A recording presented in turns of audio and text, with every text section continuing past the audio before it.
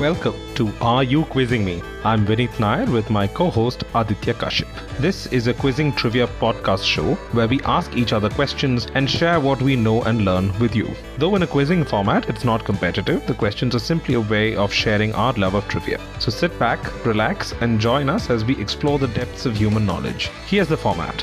We ask each other questions alternatingly, as many as time permits, while giving as many clues as needed to help each other get to the answer. Let's get quizzing.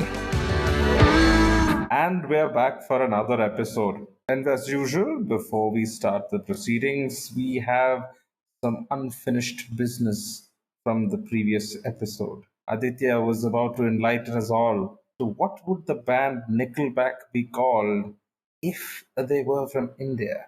Aditya, India wants to know what would Nickelback be called if they were from India? In India, whenever you ask somebody for change, they usually say "chutta nahi hai." So I think they'd be called "hai nahi cash," like Johnny Cash. Oh my God, that's so bad. Oh, I think you've established a new record there. There'll be headlines of people keeling over dead listening to a podcast tomorrow. You know this, Vineet. I was struggling. I didn't struggle with the questions. I was really struggling with the punchline to this joke. For those of you who don't know this, I don't think of the joke before I set up the joke. So it's quite the hassle to come up with the punchline, but I deliver every time. Hashtag Yes, that Indian. was a David Hasselhoff of a question. Okay, all right. Let's get to the actual entertaining part of our Yes, let's podcast. get to the meat. I believe it's your turn to start off the proceedings with a question, Aditya. So, Okay, all right. Let me do this. So Simon Whitley is a production designer from Australia, but he's known very famously for one of his specific production designs. This came about because his wife, who is Japanese, had a cookbook for sushi recipes. And he had been struggling to design this very, very iconic thing for the longest time, and the directors were not happy with what he was coming up with. So he went back to the drawing board and he took inspiration randomly from his wife's cookbook, and an iconic design was born from it. What design am I talking about? And when I say director, obviously I mean from a movie, so it's a production design in a movie. okay, so production design in a movie that was inspired by a sushi, he said? Sushi cookbook? Sushi recipe Sushi from his recipe. wife's cookbook. Yeah, a Japanese cookbook his wife had. Is this Kill Bill? It's not Kill Bill, no, no. Okay. That was just a shot in the dark because it's Japanese. I was trying to imagine what movie. Okay, is I'm going on with the assumption that there's some kind of Japanese element to the movie as well, which is probably why he was So inspired. So the inspiration for the movie did have Japanese manga in a big way. The inspiration was a lot from that space, but in the final product, you won't see any overt Japanese. So it's not like it's set in Tokyo or you'll see an iconic Japanese character. Uh, None of the Is leads this are Japanese. is this Scott Pilgrim? No, it's not Scott Pilgrim now. Sure, I thought you had it when you said manga inspired. First movie that came to Um, mind was Scott Pilgrim great versus the movie, great, but no, not the fantastic answer. movie, but no. Manga inspired. I'm going back to Tarantino for some reason in my head, but he hasn't done anything Okay, overtly so manga inspired since let Kill me Bill. hand you a little hint. Okay, Yes. this is an animated sequence. The movie is not animated, but this specific thing was computer generated imagery, computer generated animation in a otherwise live action film. Okay. Again, my mind is flashing back to Kill Bill, which does have an animated action sequence in the middle of the True, movie. That too, it's set in Japan. true, true, What true. is going on? Okay. No, Oh it's yeah. not that. So this is not set in Japan. Okay, it's not set in Japan. It's an animated fight. Okay, I'm guessing it's a fight sequence. Is it a fight sequence? No, it is. Oh, you would call it a stylistic choice for almost the entire movie. It appears in multiple points in the movie. Multiple points in the Like I movie. said, okay, let me give you more of it. Yeah, it is very, very vague so far. Because it is animated, even the design, even the movement of this particular animation was inspired by how Japanese is written, traditional Japanese is written. Initially, the movement was going to be left to right. Huh, but now they've made it top to bottom. They made it top to bottom. That's where the designer knew that he had hit it on the mark. This is the Matrix. This is the Matrix code.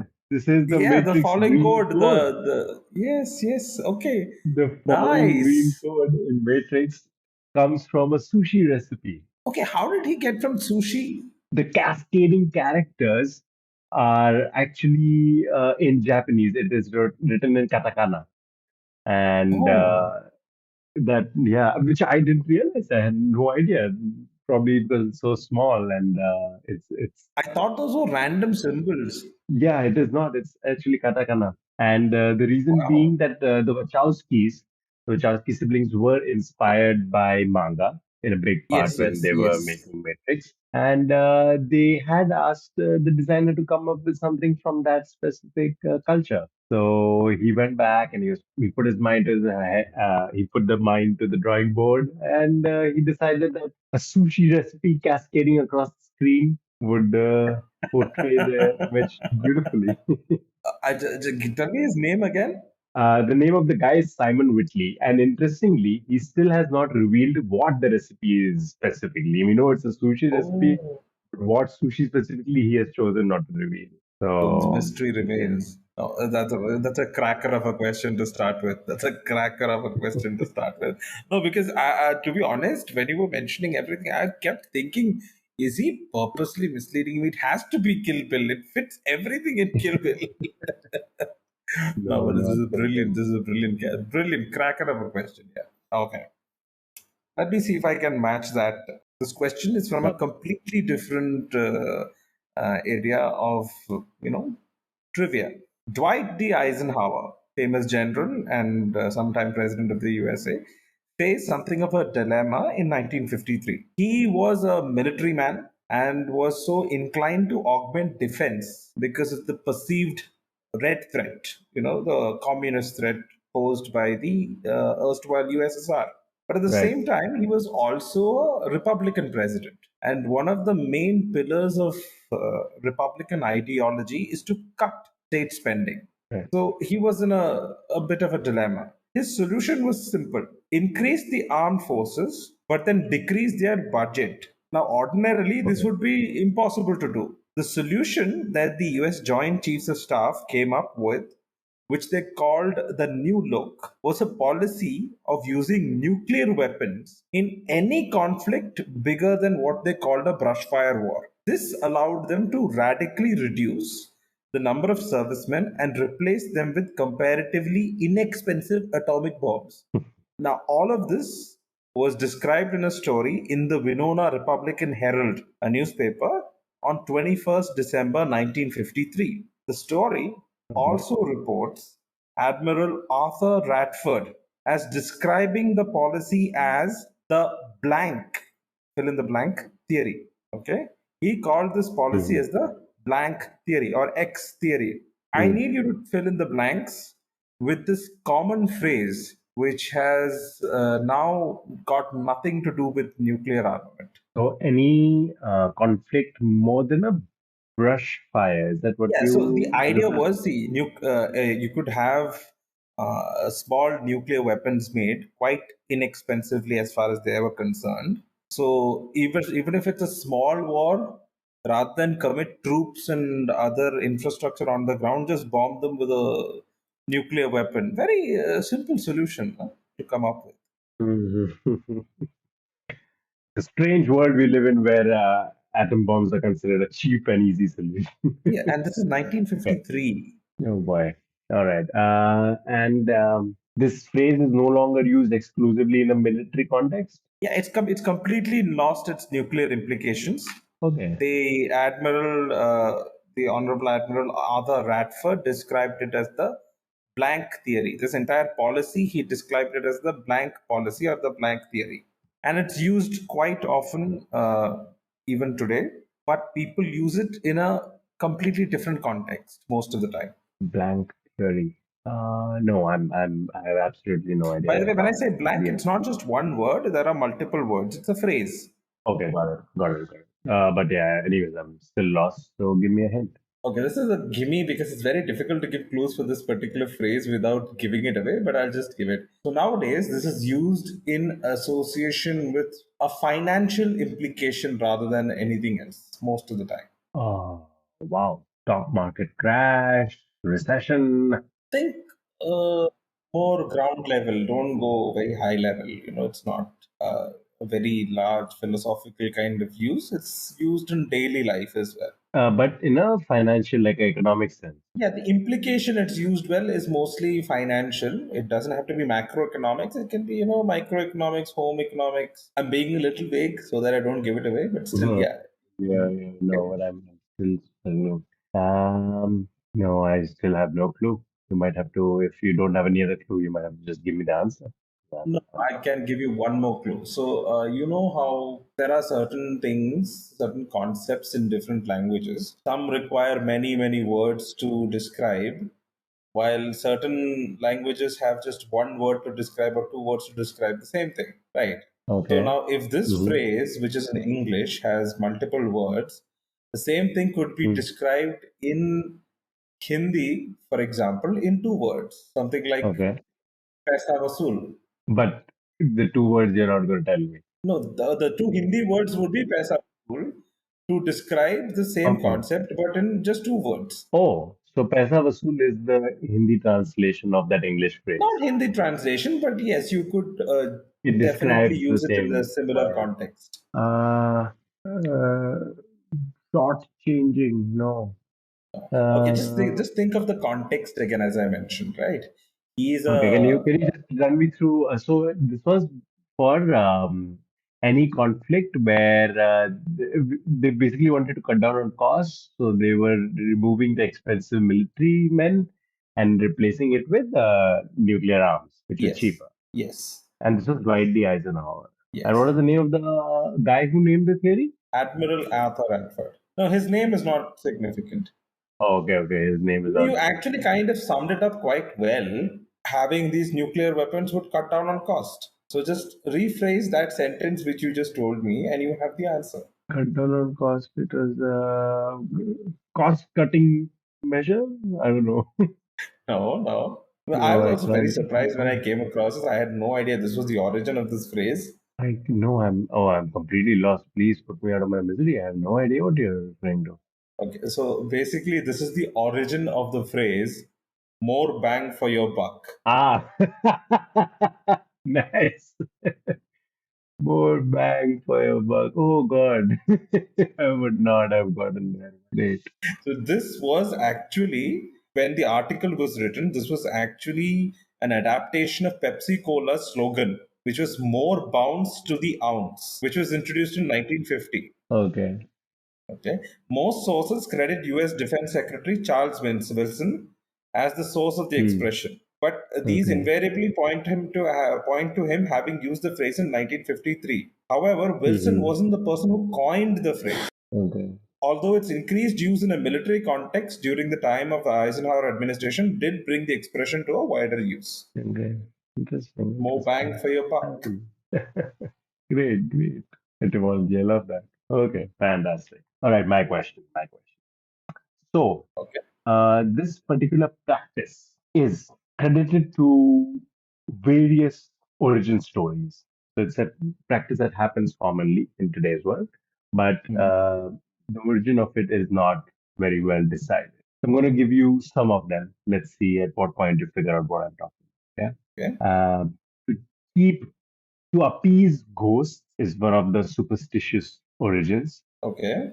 Do you already know it? No, no, Oh my. I have a Please. sneaky suspicion, but I just want to keep hearing the rest because I don't want to jump the gun and look like a fool.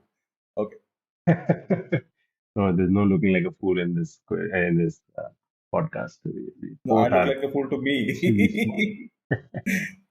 Okay. It is also sometimes, apart from appeasing ghosts, it is also almost on the other end of the spectrum. It is used to scare ghosts away. So these are the superstitious reasons. It also has maybe a practical origin where uh, gas leaks were prevented. with this particular practice. A massive gas leak might be prevented by doing this. And perhaps the most rational reason for this practice is to prevent injury. Okay, it's a good thing I didn't guess on the first try, because the first try was going for, God bless you or something when people sneeze. Oh, God bless you. The thing. No, no, no. This is not a Bodily verbal function. practice. It's not something. It's not a bodily function also.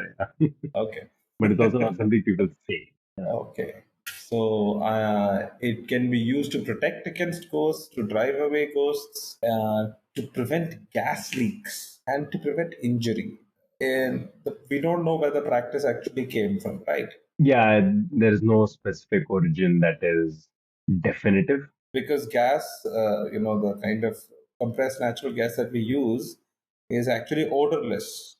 But then you add a substance to give it odor. So that's what I was, no, Mhm. that can't be That's it, that's a right? great guess, but no, in this case it's not the right answer. In fact, the gas leaks were something that would have happened maybe a few decades or maybe even a century or so ago. In today's world, it's probably very unlikely that there would be gas leaks in this context, but the origin perhaps would have been gas leaks to prevent gas Okay. leaks. Is this the practice of hanging a canary in a mine? Canary in a mine. Oh, that's also a great guess, but no, not the right answer. No, not the right Because answer. that's the thing. They used to hang a canary, and if carbon monoxide came in and the canary died or something, you'd know that, You're right. there Yeah, was a yeah, gas. Okay, so that's not it. yeah, Cheh, yeah, yeah. I thought I No, had no, it not there. not in this case. But you are. I'll give you a clue, which I actually got from what you Please. just said. This practice is specific to a specific kind of place. Wow, that was such a vague sentence. Let me try to rephrase that. This practice, this activity this thing is done in a particular type of place. So a mine would be an example. So in different mines, this would, if mine was the right answer, in all the mines you would be doing this, or all the zoos of the world you'd be doing this, or all the schools in the world you'd be doing this, something along those If it's possible, I'm more confused. lines. Okay. Okay, Uh, one point. This was something that became very symbolic during COVID 19. So while we were all in oh, lockdown, yeah. Clapping hands. oh no, not clapping hands. No, no, no. It became symbolic. Let me narrow it down to an industry as well. It's in the entertainment industry, in the theaters, in the theater space. So that's what the location I was saying. So in Yes. theaters across the world, this is the practice. Prevent gas leaks. Gas leaks is COVID. perhaps an origin, but Yeah, I in know. I get today's it. Yeah. context, yeah, in today's context, it would just be to prevent injury. That's the most rational reason. Nope, dude. I'm not getting anything. I'm just staring into space right now. Okay, Theater space to so prevent injury. yeah. Okay, no, I'm just lost here. You'll have to put me out of my misery. No worries. I will tell you. This was a very, very vague question and very specific to perhaps those who are interested in theater spaces. It's the practice of the tradition of having a ghost light in a theater. Okay, I'm not familiar with a ghost light. What's a ghost light? Ah, okay. So let me tell you. Yeah, I assume that you do not know of this particular practice, which is the only reason you would have gotten it. A ghost light is a light that is left on the stage, and this is meant to be it's a small light. It's not supposed to be a very bright light. The idea being the safety is very obvious because in a big theater space, when the crew members come in or whoever is doing the production design or who is doing the setup, whatever, they don't know where the orchestra pit might be or where there might be So they props might and fall stuff into on it. the stage. Yes, so you just keep a light always on in the theater space. Now, that is the most practical reason for having a ghost light. The other reason that some people think it might have been the origin was in gas lit theaters, they used to have a Ah, dim gas light just to relieve the pressure on the gas walls, just so there's no buildup of the gas and there won't be a gas leak eventually causing a massive catastrophe. Now, this was obviously back in the day. You don't have gas lit theaters anymore. And the ghost related reasons, as you would know, a lot of theaters have the superstition of being haunted. So, a very, very famous example is the Palace Theatre in London. They keep two of their balcony seats always bolted open. You know how the usually theater seats fold up automatically? ah, They keep ah. two of the seats always bolted open, and these seats are reserved for ghosts to sit on to enjoy. the show. Any So they particular always have ghosts ghosts? to see. I don't know if they have a specific ghost in mind who they do it for, but Palace Theatre London leaves that for them. Sometimes the ghost light is also meant to be like this at night when nobody's there, the ghost can perform and satisfy their cravings of performance, and which would then not make them sabotage the actual performance. That is to appease the ghost or to scare away potential ghosts. And there's a ghost light. And during COVID-19, a lot of theaters, just to symbolize that, oh, we are alive in some way, Ah, would just okay. stream that one ghost light that was on, like in the theater for those few months, and that was symbolic of like, oh, we'll be back. This isn't Oh, over that's yet. brilliant. Now, this is a true TIL for me. Today I learned. I had never heard of this before.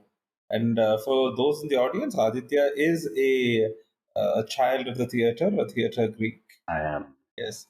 So to me, this feels right at home. I'd like to take this opportunity to ask him, do you subscribe to the Scottish play Superstition, or do you just say the name out loud? Oh, I have known some of my directors and choreographers to do that. I have never really cared that much, but I like any other performer, I do have my own superstitions. I always say break a leg before somebody goes on stage and things like that, which when you don't know the origin of it, it's so strange, and yet it's almost like this, religious thing. Just because somebody has said it to you so many times, you start saying it to other people, and then when you Google it, and then you realize, oh, that's where the origin of break a leg comes from. Just random trivia if anybody's interested in Google. For those in the audience, the question I asked him was not the question. The inquiry I made to him was: there is this huge superstition around the world regarding Shakespeare's play Macbeth, that it's very unlucky to say the word Macbeth if you're performing Mhm. that play in a theater. And so, to prevent that, apart from when they are actually performing the play, they use the term the Scottish play so that they don't accidentally say Macbeth in the theater, which can cause a catastrophe on the production. You meant it specifically Macbeth because I know that's the origin of it, but I have seen directors who refuse to say the names of plays which are not in Macbeth. They will not say it Oh, in the performance space. I have known some directors who will just not say the name of the play in the performance space. oh, okay. Now that is fascinating. Yeah, it's just almost like taking it to a whole new degree of Macbeth superstition to a whole new degree. So, what do they call the play then? In that case, do they have like other This names, is the Indian the play? Or, performance, the play, the performance, the play. They just refuse to say the name out loud in the theater space. I've known a few directors like that, so they will ah, not say the name directly. superstition is indeed powerful. Oh, very, very strong, very strong. Yeah. All right, Vineet, your question. Okay, I'm going into sports. Hmm.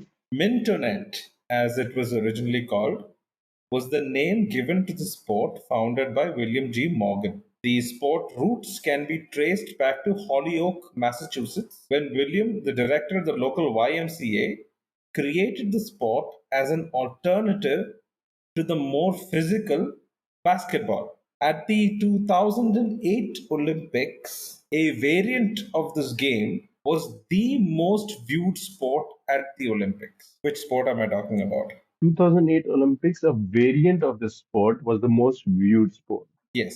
Is it a sport with the ball? Because you said whatever, it's a replacement for Yes, it is a basketball. sport with a ball. It's safe to say it is a sport with a ball. Okay. Is it a team sport? Yes. Okay. The original name for the game was Mintonet. Mintonet. Is there a clue hidden in there? Because you have Yes, repeated it that. could get you to the answer. It could. It maybe not. Depends upon how you see it. Is it netball? No, it's not netball. So I'll just spell it out for you. Mintonet is Hmm. Mintonettee. Okay, no, that doesn't lead me anywhere. Sorry, when did you say it was the origins are from? I didn't say the year. Oh, you did not say the year. Oh, okay. I see. This all withholding of information beneath. Could you give me that as a hint? What is the No, year that's of the not origin? particularly hint. Frankly, I don't think that'll help you much. I would suggest that you focus on the old name or the original name, which is Mintonet, and also the clue that a variant of this sport or a very close relative of the sport, was the most watched sport in the 2008 Olympics. I don't think that has been replicated since. It does have its popularity still, but it reached its peak at that point of time, especially in viewership numbers. So I'm guessing it's a mainstream popular sport if it was that Oh, yeah, most viewers. definitely, definitely. I would be very surprised if you've never played it before. So it's not like dressage or something. No, no, no, no. Okay. No.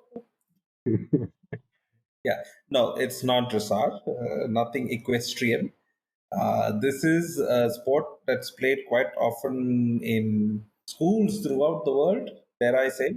Yeah, it's So been played. yeah, okay. So my other guess was going to be football, and I was thinking variant could be like a cage football, but I don't think that is an Olympic sport. No, it's I not. don't It's think not. like a yeah, cage football is not an Olympic sport. It's a replacement to basketball, so it's obviously not basketball. What are the ball sports can I think of? Oh, is the variant beach? Is it volleyball? Yes, it is volleyball. It's Ah, been volleyball, beach volleyball. okay, So the okay, okay. I sport get it. originally mintonette is the next clue. I was going to give you a clue if you hadn't gotten this. So I was going to say that even though it was intended to replace the more physical sport of basketball, tall players are still preferred for this game. Right. Now that would have been yeah, pretty good Yeah. clue over there. So, a little background on this basketball was becoming popular at the time, but William G. Morgan wanted to create a sport at his physicality where members did not have to run. Okay. So, he strung a badminton net in the gym Oh, okay. and using Nice. the bladder of an old soccer ball, invented volleyball. Lovely. Lovely. The sports origins of Mintonet are rooted in the fact that the original sport was much like badminton. So, Minton to Mintonet. How about that? What a great, great piece of trivia. Minton. Yes, Okay, Mintonet. my turn. All right. Yes. Let's move towards the world of business with my question. Uh, Mhm. Interestingly, oh wow, I did not plan this, but I just realized even this has a Japanese origin. So the name of this company is a Japanese word from a famous Japanese game. And the logo is also supposed to symbolize one of the most iconic natural landmarks in Japan. What company am I talking about? Iconic landmark in Japan that can. My first choice would be Mount Fuji. Mhm. So, a logo reminiscent of Mount Fuji. Is it Acura, the car brand? No, No. no, no, it's not. It's not. And it's also from a Japanese name, you said, right? Is it a Mhm. car company? For some reason, I'm thinking cars. Is it a car company? It's not a car company, no. It's not a car company. Okay. Logo that is reminiscent of Mount Fuji. Am I right in Mount Fuji? Yes, the logo is a strong resemblance to Mount Fuji, though the origins might not be the mountain itself, but the Okay. logo is strongly resembling Mount Fuji. Yeah, And you said the name came from Japanese one, right? it's from a game. Yeah, Japanese game. yeah. Japanese game. Can't think of many Japanese games. Sudoku is one that comes to mind. Hmm. It's a board game. Actually, wait. So the board game might be Chinese in origin, but it's popular in Japan as well. Is it Go? When you say Chinese board The game, game is Go. Yes, yes, yes. You are very much GoPro. right in that guess. No, it's not GoPro. So the word itself doesn't have Go in it. The Okay. word itself has a term that is used in Go, a Japanese Oh, term okay. that is used in Go, almost an equivalent of a check in chess. Oh Uh, God, I can't the remember word this. I is used to, I had tried my hand at Go a few years ago. Found it insanely Mhm. difficult. It is. It is. Wow. I was flummoxed by this game. I can't remember the term. Yeah, I can't. I just for the life of me can't remember the term. Okay. So let me tell you. Yeah. So if you don't immediately get it, it might be a bit difficult. So let me tell you what this company does. They are in the technological space. So that's it. That's the clue. They produce games. Wait, Nintendo? No, it's not a Japanese company. Nintendo is a Japanese company, right? Nintendo is a Japanese company, but it's not the answer in this case. Okay, so I was hoping Go might have gone to Do or Nintendo or something. Okay, no. But Uh, it's not, the word is not Go, yeah. So, Sega? No. no, it's not Sega also. The technological video game company. Wait, how many video game Video companies are game there? consoles, arcade games, home computers. EA Games. I'm gonna start naming. I don't think EA is. I don't think No, I have Electronic like Arts. nothing to do with that. I don't know. Right. Yeah, Or okay, it isn't Blizzard, obviously. not Blizzard, no. It's a very, once you hear the name, you'll realize it's obviously a very Japanese Yeah, name. no, because There's no, I'm fairly sure I'm going to kick myself when I get it, but till then I'm yeah, just going you've to definitely, blindly name every definitely heard game of this. company I know. Activision. That does sound like a very Japanese word. Activision. No, anything can sound Japanese if you say it right. No, dude, I I'm think if sorry. You'll you have to give draw it to a me. samurai blade while saying it, it can sound like a Japanese. No, you'll have to tell me. I'm lost. I'm lost. Let me try to give you another hint. I believe in you, Vineeth. Okay. Um, mm, I'll give you some of the flagship games that this company has come up with. Okay, Okay. I think that should lead you to it. One of the most famous ones, and I remember playing this a lot, is Space Invaders. Atari. Atari is the name of the Oh. game. That's the one. That's the one. It's the name of the gaming company. Yes, Atari. Yes, yes, Atari. Yeah.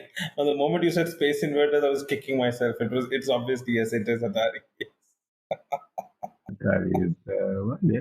Atari, the logo is these three lines which are converging upwards, and Yes, that's yes. reminiscent of the letter A, but also of Mount Fuji. Yeah. And Atari, the word itself is Japanese, and it is used while playing the game Go. Go. It means Yeah. to hit a target in Japanese and is associated with good fortune. Hmm. And it's almost an equivalent of like check in the case being like the opponent will be able to will be able to capture one of the stones in the next move. Okay. That's how you may handle it. And that's where the company's origin comes from. Yeah, Atari. That was a good one. I'm a little embarrassed that I didn't think of Atari in the beginning itself. It's so obvious now that you pointed out. I feel like today's episode, both of us have been struggling, and I think it's a just late in night. case, We're recording this at yeah, late I at was night. just going to give us a justification and a little cop out over there. Guys, just know that we're recording this really late at night. Yeah, it's not us. It's not us. It's the time of night. It's It's not the time. us. We should have our own superstition. Never record at night. We never get the answers right. Never. Yes. Okay. I'm going to stick with sports. All right. Okay. The first iteration of this trophy was known as the Field Cup. Okay. I see a small smile. I think you may already know this. Mm-hmm. It was won in perpetuity by William Renshaw after he won three successive finals. Its replacement, which was called the Challenge Cup, quickly became Renshaw's too as he extended his win by another three consecutive years. Since the replacement cup cost more than $15,000 of today's money, the organizers then stipulated that the trophy would never become the property of the winner. Since 1949, all champions have received a replica of the trophy to keep. The original Field Cup is now in a museum. The whereabouts of the second trophy are unknown, but the third iteration is well known to us all. Which trophy am I talking about? So the name Renshaw and Field Cup, it leads me to cricket. Is cricket, am I right in saying cricket? Oh, I was wishing you wouldn't ask that question so I didn't have to answer. No, it's not cricket. Oh, it's not cricket. Oh, interesting, interesting. I don't know why I immediately connected Renshaw. Okay. I know this. So, anyways, cricket, so it doesn't mean it can't be Ashes, anyways. And I know the origin of Ashes is different. Let's see. The is it Wimbledon by any chance? Yes, it is Wimbledon. It's the Wimbledon men's singles trophy. You got it. Okay. It has a long history behind it. I'll just go through that for the sake of their audience, so that they also understand. See, the gentleman's singles trophy is that we currently know as the third iteration. The first one was donated by the Field newspaper and hence was known as the Field Cup, which was won in perpetuity by William Renshaw after he won three successive finals from 1881 to 1883. Its replacement, the Challenge Cup, also became his, when he extended his winning run to 1886. Having spent 50 guineas, which, as I mentioned, is around thirteen to $15,000 in today's terms, they decided that this trophy would never become the property of the winner. So the current trophy is made of silver gilt, stands 18 inches high, and is inscribed the All England Lawn Tennis Club Single Handed Championship of the World. The names of all the champions since the first are engraved on the trophy. Though a lack of space means now champions since 2009 are commemorated on a black plinth with a silver ornamented band that now accompanies the cup. Wow. And Right. Right. that's the men's single trophy. Yes, you're right. But I'm assuming every time you win it, your name gets engraved. So if you have multiple wins, it'll be Yes, so somebody engraved like multiple. that would have multiple wins. Yeah. Right. Cool. Oh, that's cool. Yeah, I can't take too much credit for guessing this because it was a guess. It was a guess. No, but it was, to be fair, it was a very good guess. Just the whole idea of it being a rolling trophy was like, okay, the only thing I can think of is Wimbledon. Great. I doubt it's the only thing you can think of. I think the first thing you thought of was probably William. You could probably think of many other rolling trophies. I'm sure, yeah. It's probably the first thing that I thought of was Wimbledon. That's good. Got me. I guess we get lucky at the end. Okay, your Right. turn. All right, so my turn. This material was initially meant to be wallpaper. This material, which is no longer used as a wallpaper, was initially conceived to be a wallpaper, Okay. a 3D wallpaper, if I may. I'm gonna stop right here because giving anything else would be too much of a giveaway. Wait, what? That's it? Yes, it's 3D wallpaper.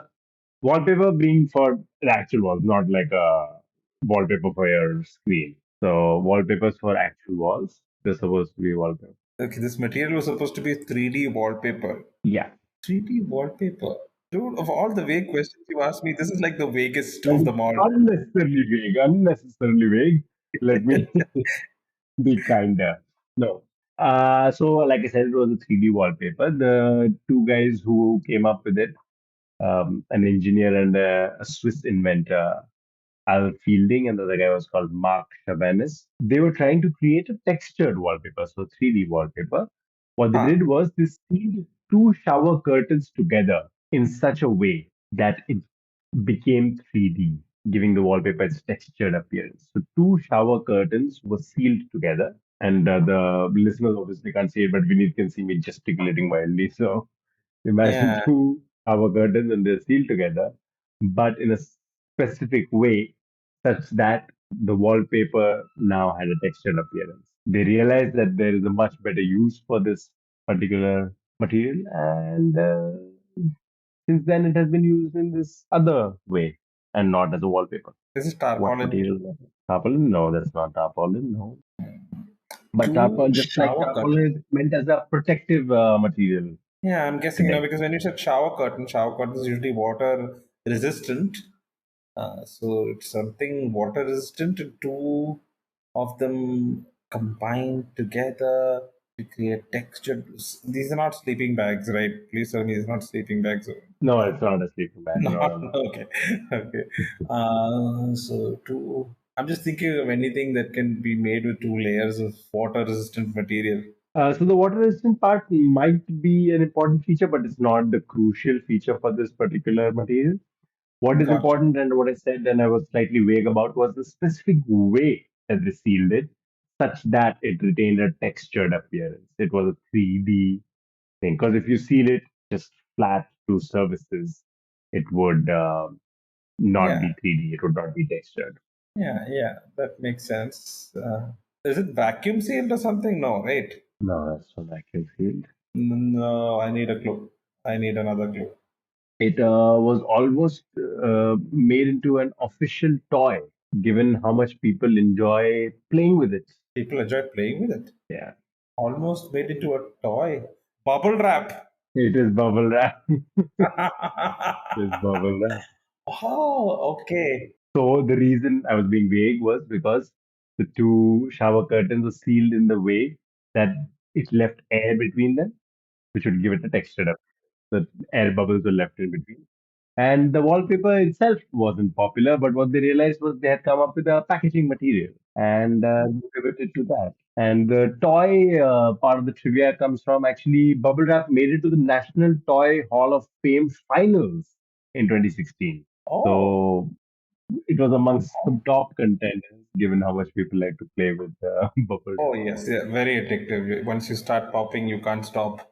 Wrap. That was, even though very vague, that was a brilliant piece of trivia. Thank you, Start Aditya. off big. Hopefully, you got there eventually. Yeah, Yes, yes, great, great. yes. You helped me along the way quite a bit, but yes, we got there. Okay, this is a favorite question of mine. I think you may get it quickly, but it's a favorite of mine, so I'm gonna ask it anyway. Ended on a high. Yes. The restaurants Palm Court, Cafe Parisien, and Veranda Cafe were all grand eateries that were launched in the early part of the 20th century. But they all provided service only for 5 days. Why did they stop service? Wow, I would. I don't know. I'm thinking the most obvious answer is Saturday, Sunday, but that would be too boring of a response. No, it's not because of the Sabbath or the weekend or anything like that. They stopped permanently, not temporarily for the weekend. Oh, okay, okay. That's now I get the question. It was Fine. I a was like, permanent shutdown. Oh my God. I'm leaving this and I'm not editing this one out. oh boy, please excuse my foolishness. It's very late in the night. So they operated for 5 days, Yes. and then they shut down permanently. Yes. They stopped operating after 5 days. Wow, that is that is so interesting. I'm gonna love this trivia because I have no clue right now, but it sounds really interesting. No, you'll have to help me. Okay. I would advise you to focus on the timeline. I said the early part of the 20th century. Early part of the 20th century. And I would also say that there is a very, very good chance, I'm practically almost sure, that you may have seen representations or reproductions of these eateries in popular culture. You must have seen What are the names again? Veranda Cafe? Cafe Parisien, Palm Court, and Veranda Cafe. Wow. Palm Court, Veranda Cafe, Cafe Parisium. Yes. And I have seen a representation Yes, of those. I'm approximately given, the fact that we both came through the 90s. I'm fairly sure that you must have seen at least you may not have paid attention. Let me just clarify that. You may not have paid attention when it was on screen, but you have seen reproductions of these. I'm 90% sure you've seen reproductions. It's on screen a reproduction of it. Because I was thinking a reproduction like, did you in a museum or something? Okay. So an on No, screen reproduction of. the names may not mean something to you, but hopefully it I'm does I'm point you in a thinking direction. this is gonna be such a shot in the dark. Because I was firstly gonna say something along the lines of World War. Like did open 5 days before World War started, and all three of them started just 5 days. But no, I am gonna say, is this got anything to do with the Titanic? Oh, I was hoping you were not going to go there, but yes, these are restaurants on the Titanic. Oh boy. Okay, okay. Yeah, but the screen thing gave it away, honestly. But apart Yeah, from that, I would not have gotten it. Yeah. yeah. So in the 1997 film, they don't show all three, but Veranda Cafe is shown very well. Wow. Okay. Nice, nice, nice. Yeah, I don't know, because a couple of things you said verandas, I was thinking a balcony and stuff. So it Now, makes I sense. once asked this question to somebody, and they had an answer which kind of just blew me away. In that they actually went with the World War theme, but Mm. what they went on with was when Archduke Ferdinand was assassinated. His assassin Mm-hmm, had mm-hmm. actually given up on the first assassination attempt and had gone to have coffee or something apparently. And Yeah, I've heard this. Yes, yes, yes. yes, so the thing he asked me was this the cafe from which he saw the Archduke and then stepped out and wrote him? And I was like, I literally want to give you points because of that answer. That's a genius answer. That's a genius Yeah, answer. genius answer, Mm. but yeah, that's unfortunately not true. A brilliant crack, Aditya. Was this the cafe that Hitler decided he's going to be a mass murderer? something completely out of the left field. No, No, but yeah, that makes there's no sense. cafe. There's actually a beer hall, if my memory serves me right, where Hitler was originally sent as an observer to observe certain elements of what would eventually become the Nazi Party, and then he kind of Wow. started speaking out, and then he was a good orator, and they adopted him into the party. If I remember, I'm basing this off some documentary I saw some time ago. But yeah, there's a beer hall involved. If I'm not mistaken, it's not a restaurant, but there's a beer hall involved. There you go. I was making a really terrible joke, but there's history even in that. Love that. Love that. Okay, cool. So Aditya, you know what it's time for now. Oh God, I should stop this. I've No, you can't stop it now. It's a tradition. It's tradition. Oh, it's a tradition, just like ghost lights. Actually, you know what? Yeah, speaking of ghost lights, what kind of a ghost would not be deterred by a ghost light? Which ghost would not be deterred by a ghost? Is my question, and we shall find out the answer in our next episode. Okay, so there you have it, ladies and gentlemen. The puzzler of the week that Aditya has given to you. So that's all for this episode. And thank you everyone for listening in. We hope you enjoyed the show and learned something new. If you like what you heard, please considering subscribing to our podcast and leaving us a review on your favorite podcast platform. A lot of you have been listening in, and we are thankful for your time. But please spend an extra few seconds to just rate us and follow us. It helps us reach a wider audience. We would also love to hear from you, feedback, suggestions, and even trivia. You can reach us on Instagram at Are You Quizzing Me? We appreciate your support and look forward to sharing more episodes with you in the future. Stay tuned after the musical sting because fact checker general Aditya Kashyap will be back for the fact check with us this episode. And so that's me signing off. All right, thanks. Bye bye. Bye.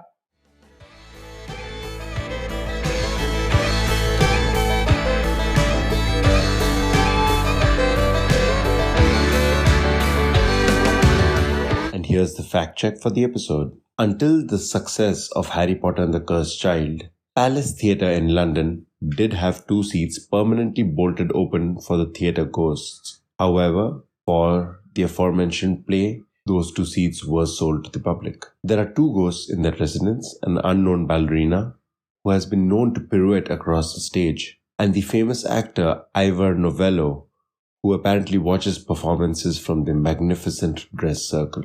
Gavrilo Princip, the assassin of Archduke Ferdinand, purportedly was eating a sandwich in a cafe when his to-be victim ended up in front of him and he shot him.